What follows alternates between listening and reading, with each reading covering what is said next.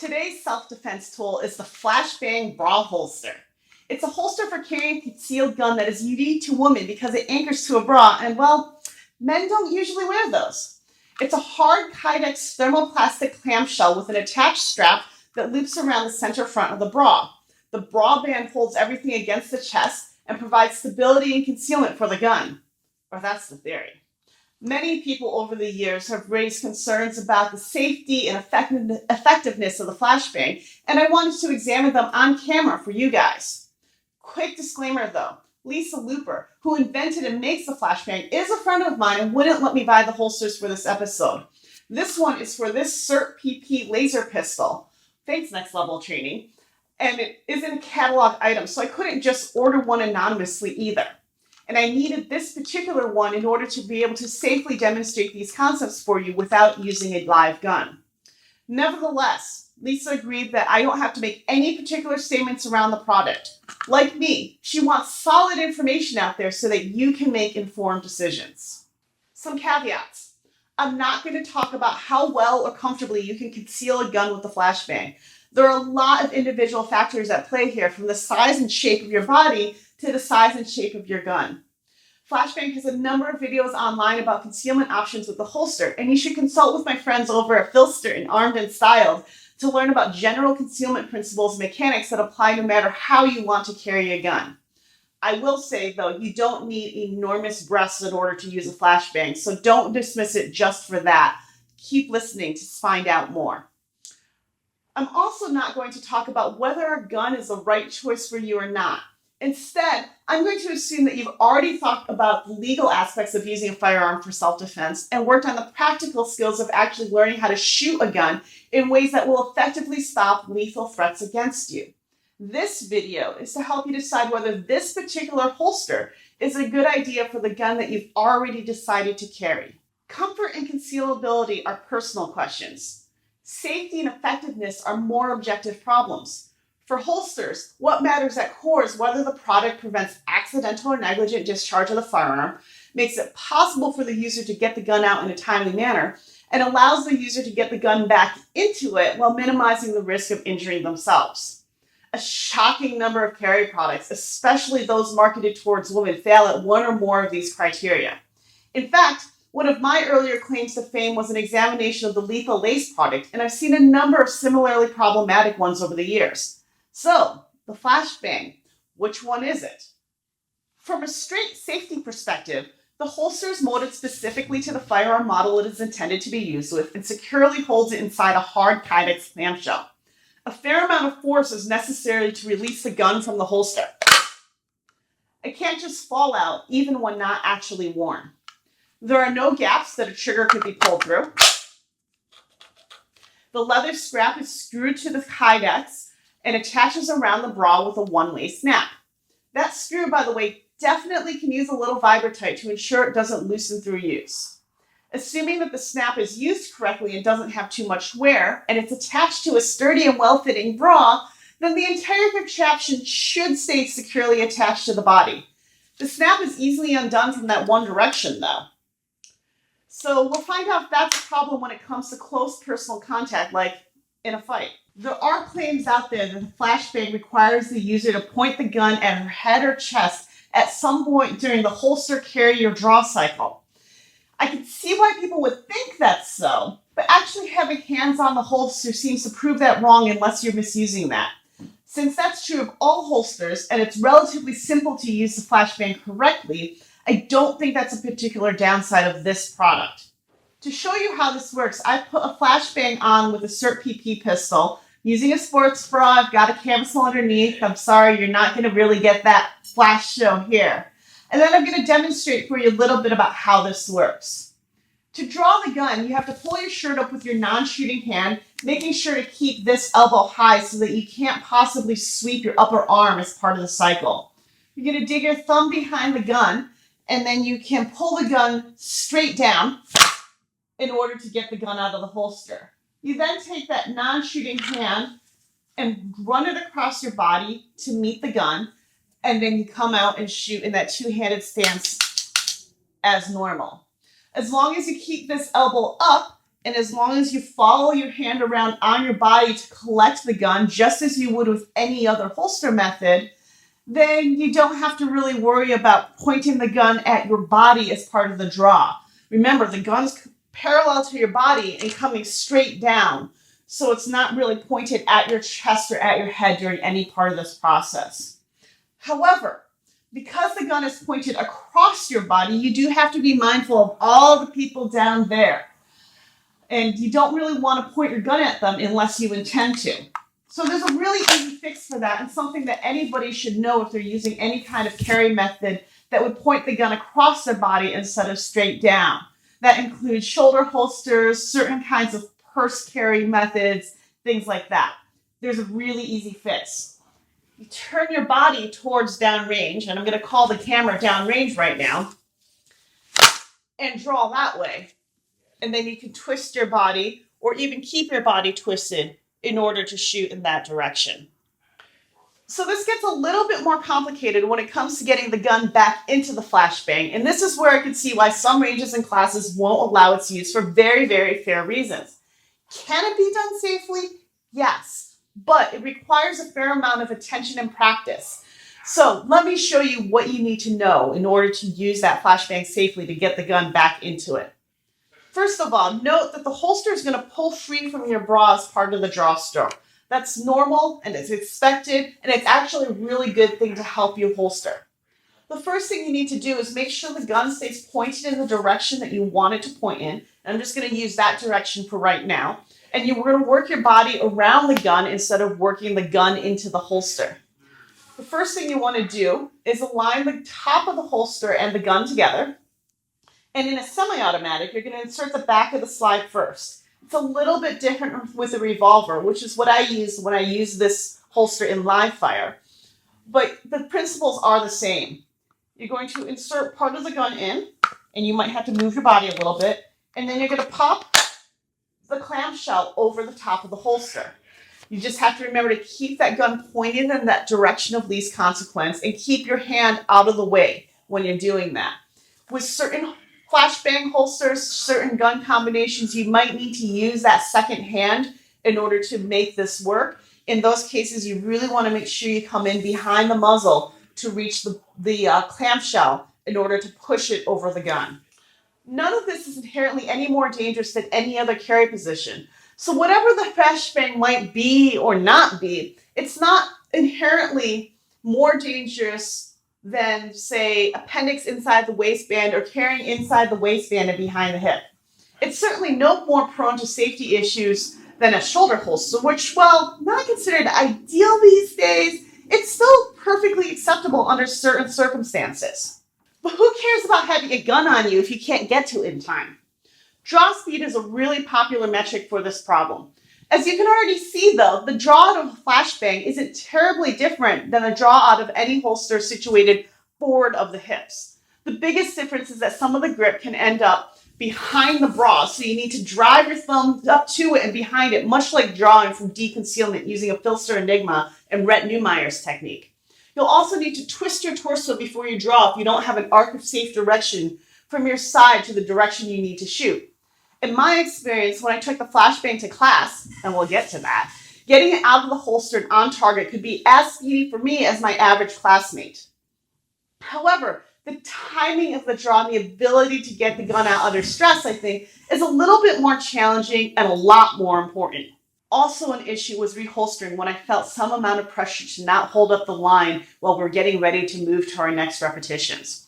Getting a gun back into a flashbang can be a little bit fiddly, and it takes a fair amount of attention to ensure that it continues to be done safely, especially because keeping the muzzle from pointing somewhere that you don't want it to, including your hand if you're using that two-handed holster technique, isn't automatic. You really, really need to pay attention, and it can take some extra time to deal with. As for whether or not I can get a gun in a flashbang out when someone doesn't want me to, I took the entire setup to Craig Douglas's extreme close quarters concept to put that to the test.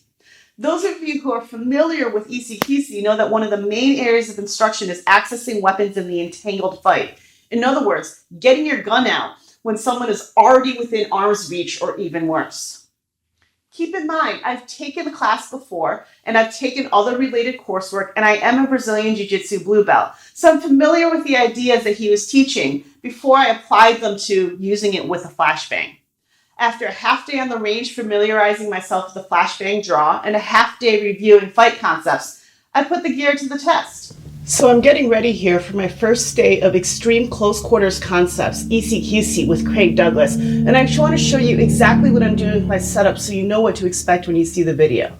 First of all, I'm not going to be looking at the flashbang for how well it conceals on a body. It's a little bit outside the scope of what we're looking at, which is just how well does it work in terms of carrying a gun effectively, safely, and can you get to it inside of a fight? Because that's one of the biggest criticisms that I hear about the flashbang is, well, even if you have the gun, you're never going to be able to get to it when you need it. So what I've done is I've set up, this is a Taurus 85. It's a small 5-shot revolver, a lot like the Smith & Wesson J frames. It is set up for low carry under a sports bra. I am wearing a camisole underneath just so that, you know, I don't flash my boobs everywhere when I'm working with this. Also to protect my skin, because I will be doing live fire on the range with this today. I've also set up here a CERT PP pistol inside of a flashbang, and this is going to have a laser pointer outside a laser pointer so that we can use an inert gun in practice for safety purposes instead of just saying, well, this gun is empty and potentially having some accidents. When we go to simunitions, sims, and the live evolutions later on, I am going to be using the Taurus 85 set up to use 38 special sims. It's going to be checked, double checked, triple checked for safety. But that's why you're also going to see this for some of the training evolutions. Good morning, everybody. I'm getting ready for day 1 on the range of ECQC. Last night we did Managing Unknown Contacts, MUC, and today we're going to go to live fire. So I've got my flashbang here, and one of the things I've already noticed this morning is that the way I've set it up to do today's work is going to be a little bit different because, hi Craig, it's going to be a little bit different from your real experience because I'm wearing a camisole underneath. It's making everything a little bit more slippery. So the holster and the gun are going to slide out a little bit more easily when I'm moving. We're going to see how that affects the fight, but I don't think it's going to affect any final result that we see when we go live into the training and the evolution. I just finished the first live fire block at Extreme Close Quarters Concepts, and my Taurus 85 is running really well. The flashbang is running fairly well too.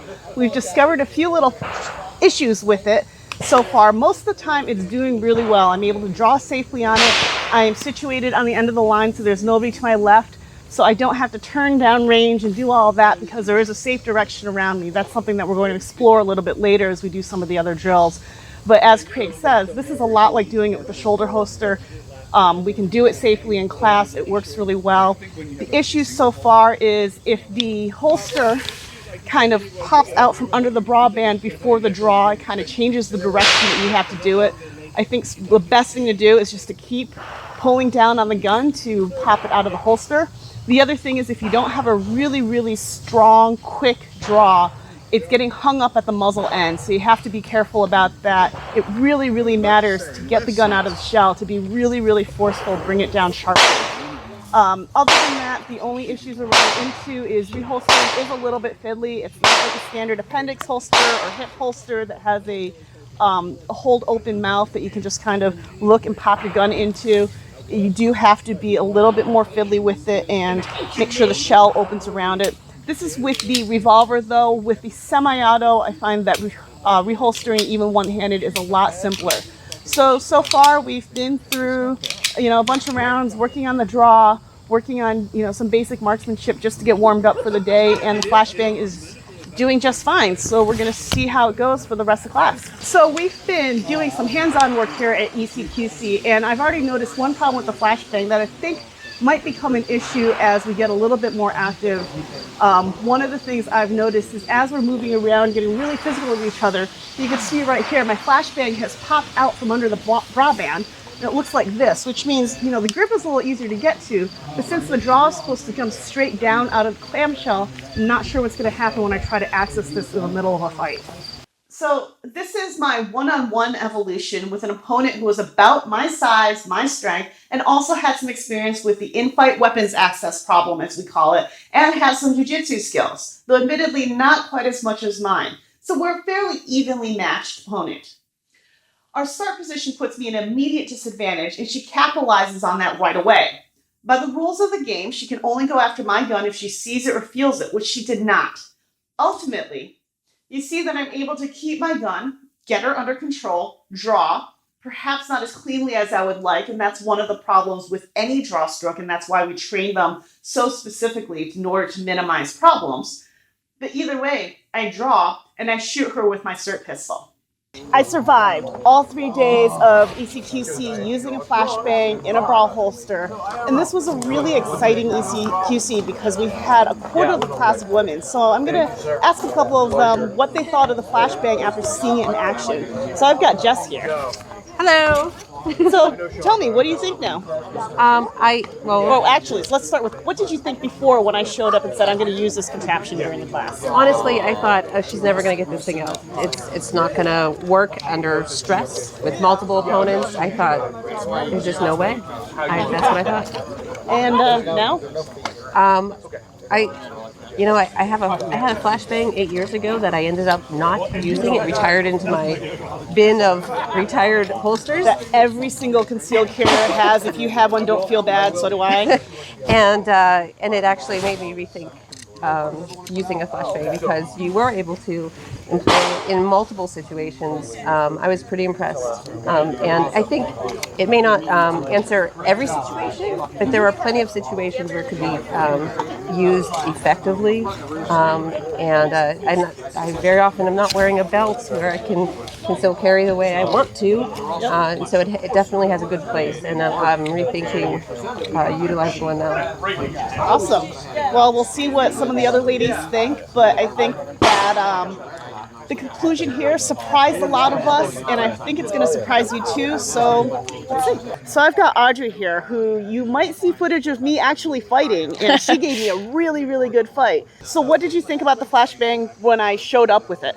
I was very skeptical. I've heard things about it from people that have never used it, like it's bad, so I never went anywhere near it. I've never tried it, never considered it. So. And now you fought me with it, with right. me trying to get to the gun. Right. You've seen me in class with it. You've observed me using it. Has that changed your opinion? It has actually.